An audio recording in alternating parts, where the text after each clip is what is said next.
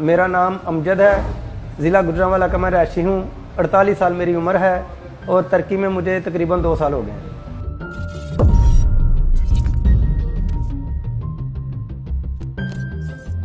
Iran दे विच सलमास की टंकी ते जदों आईदा बंदे मोए भी वेखे ने।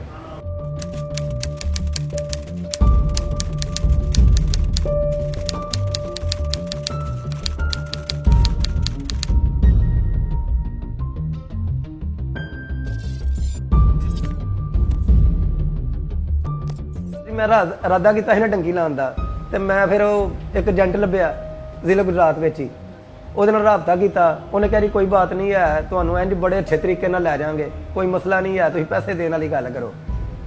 पर ਜਦੋਂ ਇੱਧਰ ਆਏ ਆ फिर पता लगा कि बहुत मुश्किल मौत ਦਾ ਰਾਹ है। ਤੁਸੀਂ समझ लो अगर अपने मुल्क चों ਇੱਧਰ आना है तो मौत ਨਾਲ यारी ला के आना है। पाकिस्तान तो जो सर मैं आया ना, उदों मैं पहला आया कोटे ਦੇ ਵਿੱਚੋਂ मैं निकलिया वा ईरान च वड़िया। एजेंट लोग ना बार्डर क्रॉसिंग कराते हैं। ईरान च वड़िया, ईरान दे विचों फिर मैं आस्ता आस्ता शहर क्रॉस करदा फिर मैं तुर्की के बार्डर पर आ गया। तुर्की के बार्डर पर जनाब मैं 45,000 रुपया दिता ही, तो फिर इधर आ गया मैं तुर्की में।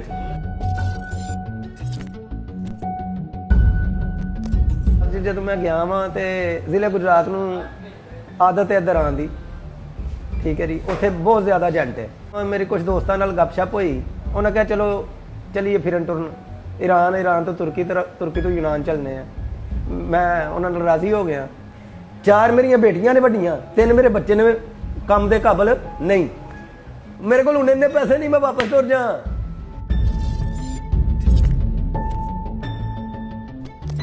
रस्ते च जनाब जेड़े सेफां दे विच रखदे ना, उत्थे तुहानूं रोटी पानी कोई शै नहीं मिलनी अगर तुहाडे कोल पैसा नहीं है। तो कई दफ़ा मैं फिर दसन लगा कि यह बार्डर के उत्ते कई दफ़ा लाशां वेखियां ने, मर जांदे ने बेचारे भुखा नाल जलालत नाल।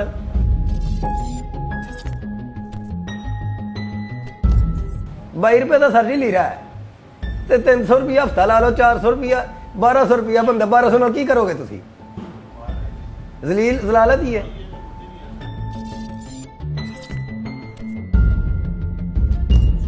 साडा तो मशवरा है कि इधर नहीं आना चाहिए। अपने बच्चों नाल तुसीं जुल्म करते हो, जेड़े इधर लैके आते हो। बस बच्चों नाल भी जुल्म है, अपने आप नाल भी जुल्म है। जेड़े नहीं बाज आते लालच करते हैं दौलत की, दौलत इत्थे रह जानी है कि इधर आना वल्ला गुनाह है।